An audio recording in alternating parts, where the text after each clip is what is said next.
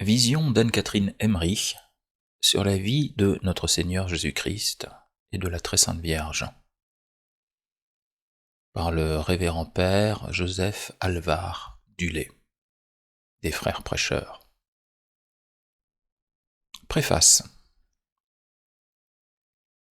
Le nom d'Anne-Catherine Emmerich n'est plus ignoré des fidèles. L'extrait si édifiant et si beau des visions de cette sainte fille, publiée sous le titre de Douloureuse Passion, est connu et admiré partout. Mais ce qui l'est moins, quoique non moins digne de l'être, c'est le merveilleux ensemble de ces récits sur toute la vie de Jésus-Christ et de la Très Sainte Vierge, depuis les temps de Joachim et d'Anne jusqu'à l'ascension du Sauveur, l'Assomption de sa Sainte Mère et la dispersion des apôtres dans tout l'univers. C'est pour mettre ce trésor à la portée d'un plus grand nombre que nous publions aujourd'hui cette édition des œuvres de la sœur Emmerich. La traduction entièrement nouvelle a été faite par M. Debeling sur l'original allemand rédigé par Clément Brentano, au pied du lit de douleur de la pauvre fille. Le style de la sœur a été soigneusement conservé dans cette belle et intelligente traduction, pleine d'onction et d'élégance, et plus propre que toutes celles qui ont paru jusqu'ici à faire pénétrer le lecteur dans le sens profond des œuvres de la voyante. La série merveilleuse des mystères de notre salut dévoilés dans tous les détails historiques et topographiques du temps, tel a été le don spécial d'Anne-Catherine. Elle a contemplé, jour par jour, toute l'histoire de la rédemption, suivi tous les pas du Sauveur, entendu tous ses discours, vu ses innombrables miracles. Et ce qu'il y a de plus surprenant, c'est que la nature du pays, les rivières, les montagnes, les forêts, les édifices et leur caractère architectural, les mœurs et les usages, tout, jusqu'aux inscriptions grecques et hébraïques, passe successivement sous les yeux de Catherine, de la manière la plus distincte. Ces récits, dans leur ravissante simplicité, apparaissent comme une photographie des mystères de la rédemption, à la fidélité de laquelle l'histoire profane, les recherches modernes sur l'Orient, l'archéologie biblique, enrichies par des découvertes postérieures, viennent rendre les plus étonnants témoignages. Quelle leçon pour notre siècle de rationalisme que ces trésors de science dans la tête d'une pauvre fille des champs, avec des vues d'ensemble qui feraient honneur au plus grand docteur. Quelle étonnante coïncidence que celle de ce commentaire vivant de nos saintes lettres, tout illuminé d'une clarté céleste, avec les travaux impies que l'exégèse protestante n'a cessé d'entreprendre contre leur vérité et leur inspiration divine, dans cette même Allemagne, patrie de la sœur. Nous ne prétendons pas donner à ces visions une valeur historique certaine. Tout ce qu'on peut en dire, c'est qu'elles portent un cachet de simplicité, de convenance, de vraisemblance, dont on ne peut s'empêcher d'être frappé. Il semble que Dieu ait voulu réfuter d'avance et convaincre de folie les élucubrations orgueilleuses du rationalisme contemporain sur la vie de Jésus-Christ, en donnant à cette humble paysanne une fermeté de pinceau, une vérité de couleur, une puissance si prodigieuse de détails topographiques, des vues si constamment exactes sur l'histoire des temps, qu'elle peut défier nos prétendus savants. Mais ce qu'elle a vu aussi et ce qui a échappé à l'orgueil de la fausse science dans l'œuvre et la vie du Sauveur, c'est l'unité qui en fait converger tous les traits vers un seul but, l'établissement du règne de Dieu dans l'humanité. Le rayon divin perce partout, même dans les détails les plus intimes. Bien plus, Anne-Catherine voit et nous montre le rapport qui unit tous les siècles à Jésus-Christ, véritable centre de l'histoire. Unité sublime qui réduit à néant ce dédale de contradictions par lequel on prétend ravaler au niveau humain le Sauveur des hommes. Les âmes qui liront la sœur Emmerich se sentiront consolées des blasphèmes de l'incrédulité, car à la vue de Jésus-Christ tel qu'elle le voit et nous le montre, il est impossible de ne pas s'écrier « Il est vraiment le Fils de Dieu ». Malheureusement, ces belles visions n'avaient jamais été jusqu'ici présentées dans leur ensemble. Les diverses parties du journal allemand, où elles sont consignées jour par jour, publiées séparément sous le titre de Vie de la Sainte Vierge, Douloureuse Passion, Vie de Jésus-Christ, n'avaient jamais été mises en ordre et réunies en un seul tout, selon la suite des faits. C'est ce travail que nous avons entrepris, en élaguant seulement les répétitions et les détails étrangers à la vie du Christ qui interrompaient le fil du récit. Nous avons fait suivre dans l'ordre chronologique tous les événements, quelquefois dispersés sans suite, souvent interrompus par des hors-d'œuvre, dans les 3 ouvrages précités. Les détails isolés relatifs à un même fait ont été rapprochés les uns des autres, ce qui donne à la narration un charme nouveau. On a soigneusement conservé les vues sur l'Ancien Testament qui se rattachent, par leur côté figuratif ou symbolique, à la vie du Rédempteur, et l'éclairent ainsi d'une lumière nouvelle. Pour soulager l'attention et augmenter l'intérêt, nous avons divisé en autant de chapitres spéciaux qu'ils renferment de scènes importantes les interminables chapitres des éditions précédentes. Rien n'a été changé au style que le pèlerin affirme être celui de la sœur, et qui se distingue en effet par une simplicité ravissante et une inimitable onction.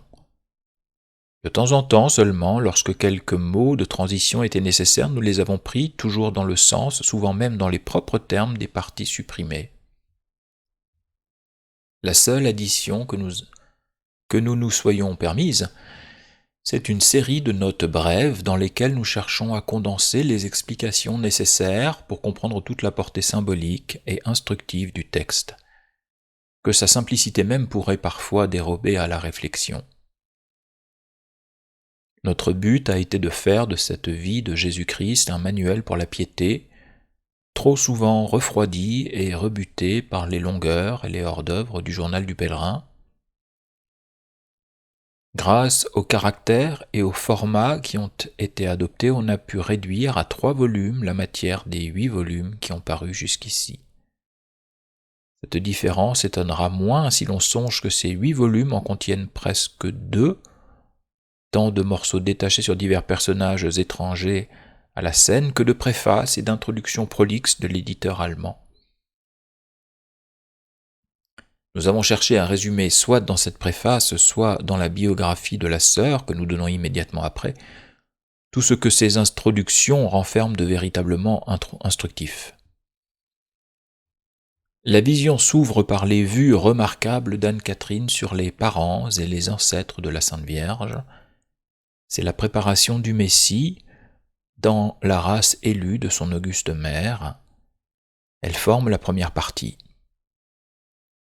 La seconde comprend la vie cachée de Jésus depuis l'incarnation jusqu'à la mort de Saint Joseph.